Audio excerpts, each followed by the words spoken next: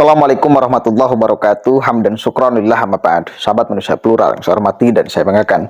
Sedang heboh Megawati menegur Gibran.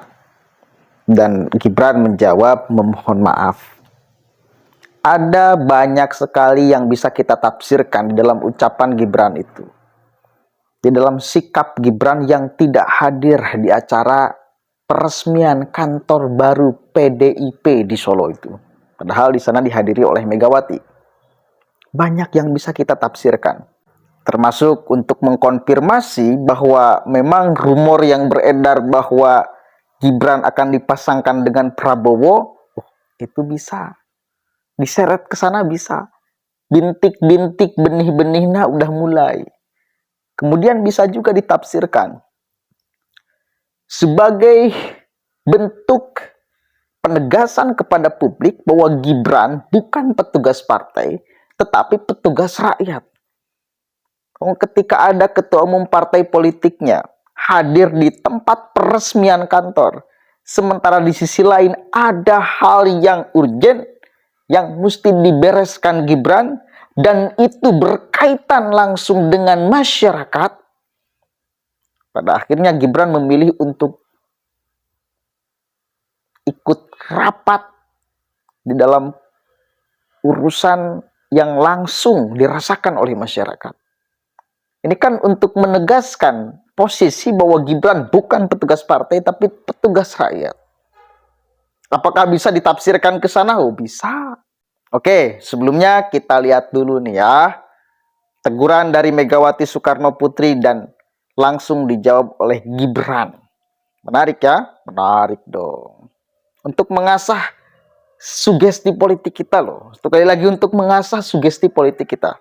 Jadi mereka dari eksekutif, artinya seperti bupati, wali kota, gubernur, itu harus datang ke kantor partai sebagai orang partai untuk ikut rapat partai. Makanya ibu-ibu minta pada kalian untuk konsekuen. Kalau sudah menjadi anggota partai, jangan melirik-melirik lagi untuk pindah partai. Itu tidak ada dedikasi of life-nya. Kalau kemarin nggak hadir di desa apa mas? Kemarin nggak hadir di acara rapat Palang Joglo no. Sudah pamit Bu Mega berarti mas? Sudah pamit Pak Ketua DPC, Pak Dirjen kan kemarin ke sini. Ada permasalahan, ada OTT, itu harus saya selesaikan dulu, nggih. Saya udah izin, itu nggih. Sudah komunikasi dengan DPD berarti? Kan kemarin Bu Mega saling gitu. Ya sempat menyindir kemarin Ya saya klarifikasi. itu pasti akan datang ke setiap acara partai. Saya klarifikasi besok. Oh, saya kan datang terus rakernas rakerda. Yang kemarin memang karena pas jam kerja aja. Pas jam kerja ada hal-hal urgent yang tidak bisa saya tinggal.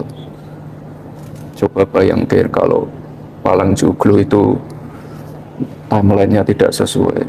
Kan yang repot warga.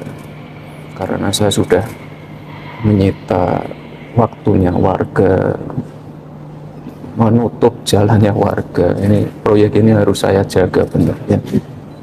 Karena ini proyek strategis, melibatkan banyak orang, melibatkan provinsi, melibatkan 2 kementerian, ini harus saya jaga sekali. Okay? Tapi intinya saya sudah izin. Ya kalau kemarin ada salah ya saya mohon maaf. Tapi saya merasa ada pekerjaan yang urgent yang harus saya selesaikan. Kalau tidak nanti timelinenya meleset. Kalau timelinenya meleset, itu nanti selesainya 2025-2026. Saya yakin warga Joglo, warga Kadipiro, warga Mojosongo tidak ingin itu terjadi.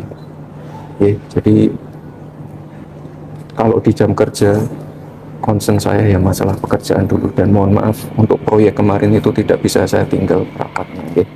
Pak Dirjen langsung yang datang ke sini. Teman-teman tahu semua.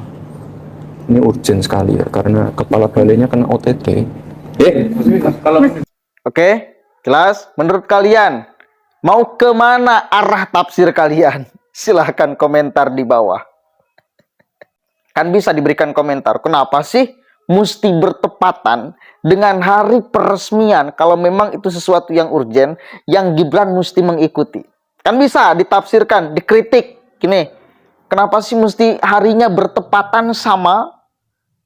Apakah ini sesuatu yang kebetulan atau memang sudah dirancang? Kan itu ya. Kita coba belajar menjadi pengamat. Apakah ini sesuatu yang kebetulan, jadwalnya sama, waktunya sama, peresmian kantor PDIP Solo dan rapat Gibran yang menyangkut urusan masyarakat?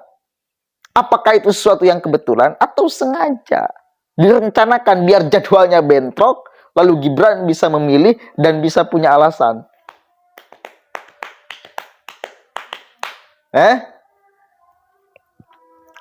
Apapun lah ya, apapun niat daripada Gibran, tapi menurut saya poinnya ya cukup bagus juga sih untuk menegaskan bahwa satu kali lagi Gibran itu bukan petugas partai tok, tetapi petugas rakyat.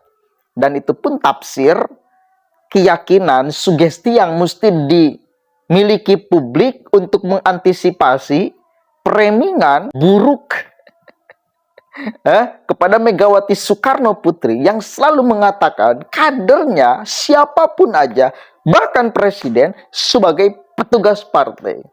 Ya kadang kan kalimat itu dimaknai dengan sangat buruk, meskipun wajar. Tapi ya namanya masyarakat, literasi politiknya mungkin kurang, ya akhirnya menghasilkan kesimpulan bahwa narasi ini buruk gitu loh. Padahal sama-sama semuanya juga menurut saya petugas partai. Tapi ya apa boleh buat, mau tidak mau, suka tidak suka, publik menganggap, ada sebagian publik yang menganggap bahwa kalimat ini buruk, berefek negatif kepada orang PDIP-nya yang diusung mau jadi presiden atau apapun itu sebagai petugas partai.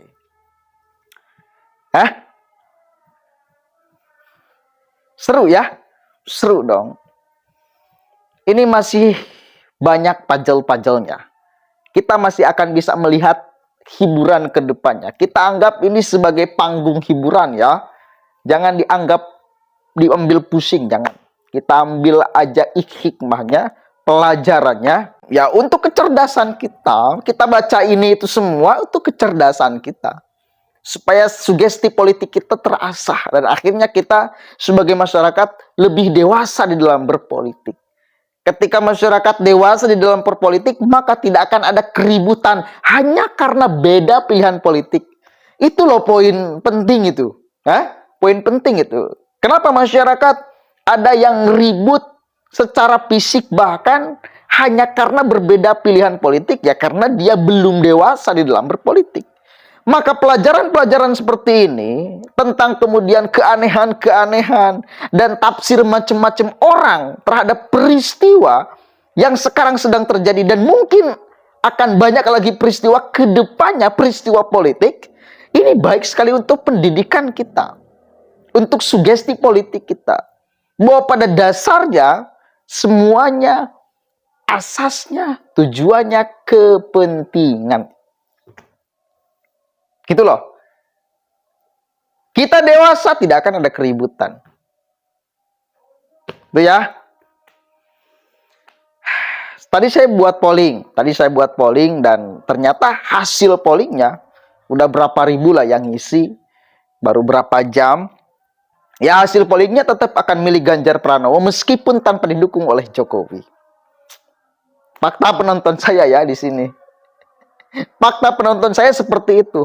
Artinya, dan saya lihat di channel-channel yang lain, yang kemudian menghadirkan polling-polling itu tetap, meskipun tidak ada dukungan dari Jokowi, pemilih Maya minimal itu memilih Ganjar Pranowo. Kalau yang tadinya memilih Jokowi, beralih dukungannya kepada Ganjar Pranowo, bukan kepada Prabowo Subianto. Itu fakta, survei media.